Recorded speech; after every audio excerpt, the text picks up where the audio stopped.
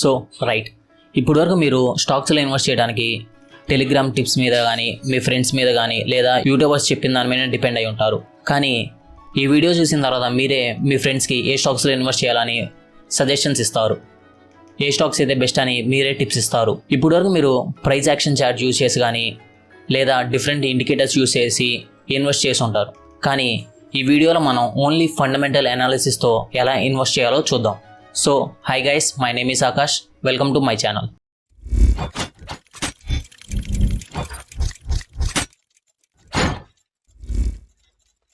మనం ఏ కంపెనీలో ఇన్వెస్ట్ చేయాలన్నా మనకి బేసిక్గా ఆ కంపెనీ ఫండమెంటల్స్ తెలుసుంటే చాలు.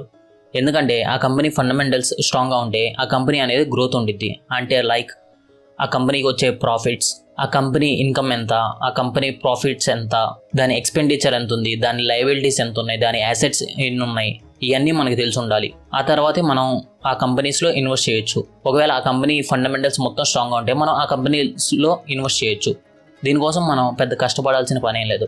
బేసిక్ కామన్ సెన్స్ ఉంటే చాలు మనకి ఇవన్నీ తెలుస్తాయి. చాలా మందికి ఈ కామన్ సెన్స్ అనేది ఉండదు.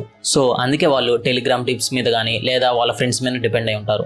సో ఇప్పుడు ఆ కంపెనీ ఎక్స్పెండిచర్స్, ప్రాఫిట్స్ అవన్నీ ఇప్పుడు చూద్దాం. దీనికోసం ఫస్ట్ మీరు ఏదైనా బ్రౌజర్ ఓపెన్ చేసుకోండి. నేనైతే గూగుల్ బ్రౌజర్ ఓపెన్ చేశాను. ఇదిగోండి, గూగుల్ బ్రౌజర్లో ట్రేడింగ్ టేప్ అని టైప్ చేయండి. నేనైతే ఈ స్క్రీనర్ యూజ్ చేస్తున్నాను. మీకు ఏ స్క్రీనర్ నచ్చితే ఆ స్క్రీనర్ యూజ్ చేసుకోవచ్చు. అన్నిటికీ సేమ్ ప్రాసెస్ ఉంటుంది. నేను ఇదిగోండి దీంట్లోకి వెళ్ళేసి నా డీటెయిల్స్ ఇచ్చేసి నేను లాగిన్ అయ్యాను. ఓకే, ఇదిగోండి నేను లాగిన్ అయ్యాను. లాగిన్ అయిన తర్వాత మనకి ఇదిగోండి దీంట్లోకి వెళ్ళేసి ట్రేడింగ్ టేప్లోకి ఇదిగోండి స్టాక్ స్క్రీనర్స్లోకి వచ్చేయండి. ఈ స్క్రీనర్లో వచ్చేసరికి మనకి ఇదిగోండి large cap, mid caps, small caps, PE ratio, ఇవన్నీ మనకి ఈ స్క్రీనర్లో ఉండిద్ది. సో మనం ఏమైనా స్టాక్ సెర్చ్ చేసుకోవాలంటే ఇదిగోండి ఇక్కడ మనం సెర్చ్ చేస్తే మనకి ఆ స్టాక్స్ డీటెయిల్స్ మొత్తం వస్తాయి. సో ఫస్ట్ లార్జ్ క్యాప్స్ చూద్దాం. లార్జ్ క్యాప్స్ అంటే అందరికీ తెలుసు, అంటే పెద్ద పెద్ద కంపెనీలు, అంటే like Reliance, HDFC, TCS, ICS bank, Hindustan, ITC, ఇవన్నీ చాలామంది వినే ఉంటారు. ఈ కంపెనీస్ అనేవి బాగా పర్ఫామ్ చేస్తాయి. అది కాక దీని మార్కెట్ క్యాప్ అనేది చాలా ఎక్కువ. ఓకే, అందుకే ఇది లార్జ్ క్యాప్. ఇప్పుడు ఫర్ ఎగ్జాంపుల్ ఏదో ఒక తీసుకుందాం. లైక్ ఇప్పుడు ఏదో ఒక స్టాక్ తీసుకొని ఇప్పుడు ఎలా అనాలిసిస్ చేయాలో చూద్దాం. ఇదిగోండి టీసీఎస్ తీసుకుందాం. ఓకే, టీసీఎస్ తీసుకొని మనం ఇదిగోండి టీసీఎస్ స్టాక్ తీసుకున్నాం. మనకి ప్రైస్ యాక్షన్తో మనకి ఏం సంబంధం లేదు. ఫస్ట్ మనం ఫైనాన్షియల్లోకి వెళ్ళాలి. ఓకే, ఫైనాన్షియల్లోకి వెళ్తే మనకి ఇదిగోండి మనకి ఇక్కడ టోటల్ రెవెన్యూ అనేది ఇచ్చాడు. ఇదిగోండి మనకి ఫైనాన్షియల్ ఇయర్లో మనకి టోటల్ రెవెన్యూ అనేది ఇచ్చాడు. మనం ఈ టోటల్ రెవెన్యూ చూసుకోవాలి, నెట్ ఇన్కమ్ ఎంత వస్తుంది. ఓకే, ఈ రెండు మనం చూసుకోవాలి దీంట్లో. ఓకే, ఇదిగోండి ఎవ్రీ ఇయర్ ఇక్కడ ఉండేది మనకి 2015లో ఇది పెరుగుతుందా తగ్గుతుందా చూసుకోవాలి. ఓకే, ఇదిగోండి 2015లో 98,000, 2016లో ఇదిగోండి 1,11,000, 2017లో 1,22,000, 2018లో 1,26,000, 1,00,000, తర్వాత 2009 1,50,000, ఇలా పెరుగుతా వెళ్ళింది. ఇదిగోండి ఇది ఈ ఇయర్ ఇంకా క్లోజ్ అవ్వలేదు కానీ ఇప్పుడు ఇది ట్రేడ్ అవుతుంది. ఇదిగోండి లాస్ట్ ఇయర్ వచ్చేసరికి 23. ఓకే, 2023లో మనకి 2,28,000 ఉంది. ఓకే, రెవెన్యూ అయితే బాగానే వస్తుంది. ఓకే, దీని నెట్ ఇన్కమ్ కూడా పెరుగుతుందా తగ్గుతుందో చూద్దాం. ఇదిగోండి ఒకవేళ నెట్ ఇన్కమ్ తగ్గుతూ ఉంటే మనకి ఈ కంపెనీలో లాసెస్ వస్తున్నట్టు. ఓకే, ఈ డీటెయిల్స్ మొత్తం మనకి కోట్లల్లో ఉంటాయి. ఇదిగోండి ఇక్కడ ఉండిద్ది చూడండి, other number expect pay out ratio in crores. Okay, ఇప్పుడు నెట్ ఇన్కమ్ చూద్దాం. నెట్ ఇన్కమ్ ఇయర్లీ పెరుగుతుందో తగ్గుతుందా. ఫస్ట్ ఇయర్ వచ్చేసరికి 19,852, తర్వాత వచ్చేసరికి 24,000, తర్వాత 26,000, తర్వాత 25, తర్వాత 31, తర్వాత 32, తర్వాత 38. ఇదిగోండి లాస్ట్ ఇయర్ 42,000 crores ఉంది. ఓకే, మనకి ఇన్కమ్లోకి వచ్చేసరికి కరెక్ట్గా ఉంది, అంటే గ్రీన్ సిగ్నల్ ఇచ్చుకోవచ్చు. ఓకే, నెక్స్ట్ బ్యాలెన్స్ షీట్లోకి వెళ్దాం. Next balance sheet. మనం దీంట్లో యాసెట్స్ అనేవి ఇంక్రీజ్ అవుతున్నాయా, దీని లయబిలిటీస్ ఎంత ఉన్నాయో అది చూసుకోవాలి దీంట్లో. ఓకే, ఫస్ట్ ఇదిగోండి కరెంట్ యాసెట్స్ ఇయర్లీ పెరుగుతున్నాయా లేకపోతే తగ్గుతున్నాయా. ఓకే, టోటల్ యాసెట్స్ చూద్దాం. ఇదిగో టోటల్ యాసెట్స్ ఫస్ట్ 2014లో 66,000, 2015లో 73, 2016లో 88, 2017లో 1,02,000, 2008లో 1,05,000. ఇదిగోండి ఇయర్లీ ఇలా పెరుగుతూ ఉంది. 2023లో వచ్చేసరికి 1,42,000. ఓకే, ఇప్పుడు టోటల్ లయబిలిటీస్ చూద్దాం. లయబిలిటీస్ అంటే ఏం లేదు. లయబిలిటీస్ అంటే మనకి తీసుకున్న అప్పు కానీ లేకపోతే లోన్స్ కానీ ఇలాంటివన్నీ లయబిలిటీస్లో వస్తాయి. అదే అసెట్స్ వచ్చేసరికి దాంట్లో ఉన్న దాంట్లో మిషనరీ కానీ ల్యాండ్స్ ఇవన్నీ ఏంటంటే అసెట్స్ కిందకు వస్తాయి. సో లయబిలిటీ ఎంత ఉందో చూద్దాం. ఇది వచ్చేసరికి టోటల్ లయబిలిటీ ఫస్ట్ ఇయర్ వచ్చేసరికి 16,000, తర్వాత 21,000, తర్వాత 16,000, తర్వాత 15,000. ఓకే, ఇలా చూస్తూ ఉంటే మనకి 51,000. మనకి కరెంట్ అసెట్స్ కన్నా ఇది అనేది చాలా తక్కువ ఉంది. సో మనం ఈ కంపెనీలో ఇన్వెస్ట్ చేయొచ్చు.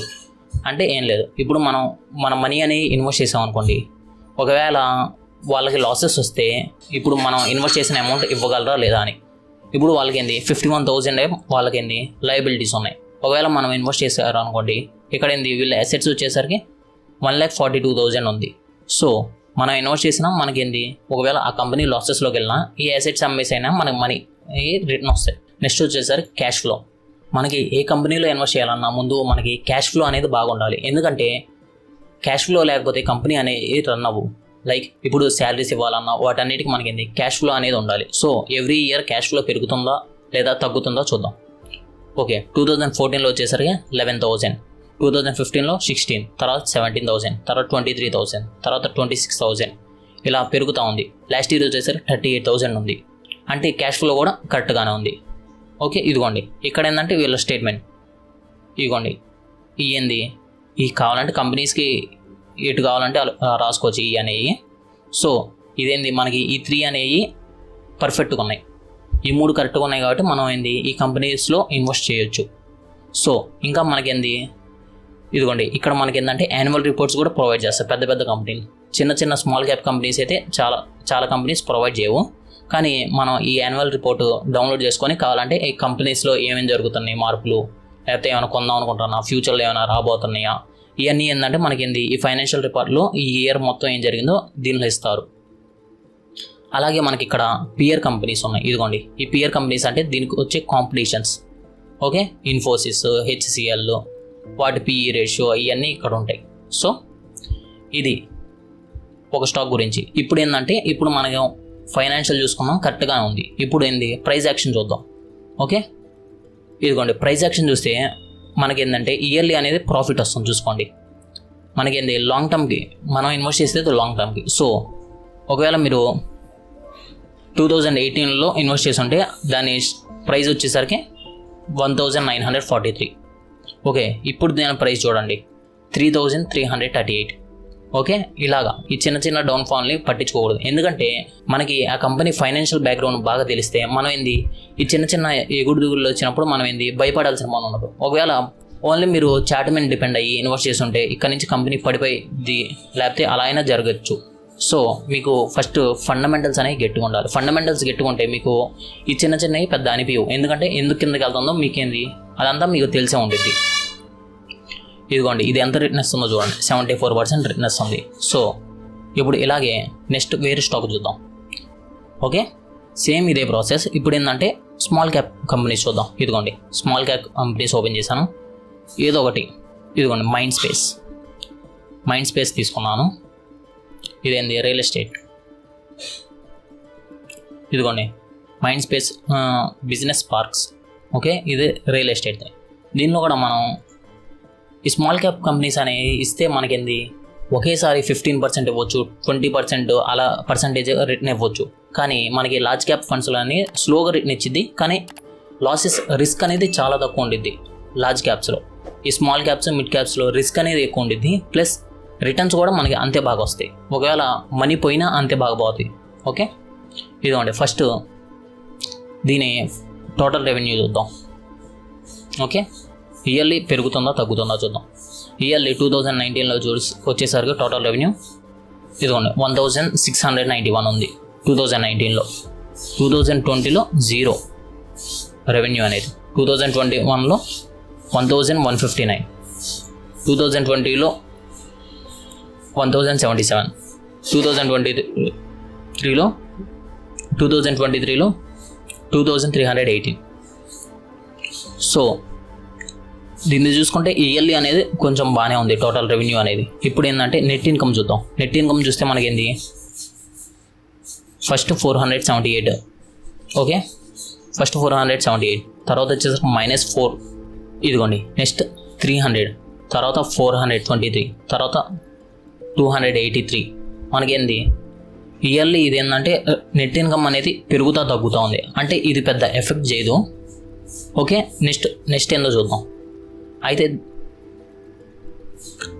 నెట్ ఇన్కమ్ అనేది మైనస్లో ఉంటేనే మనకి ప్రాబ్లం.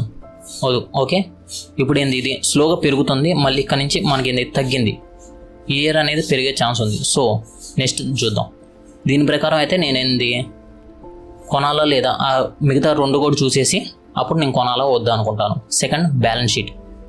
ఇదిగోండి బ్యాలెన్స్ షీట్ చూస్తే మనకి యాసెట్స్ అనేవి ఎక్కువ ఉండాలి. ఒకవేళ తక్కువ ఉంటే మాత్రం ప్రాబ్లమే. ఇదిగోండి యాసెట్స్ వచ్చేసరికి ఫస్ట్ 9,000, తర్వాత 0, తర్వాత 22,000, తర్వాత 22,000, తర్వాత 22,000.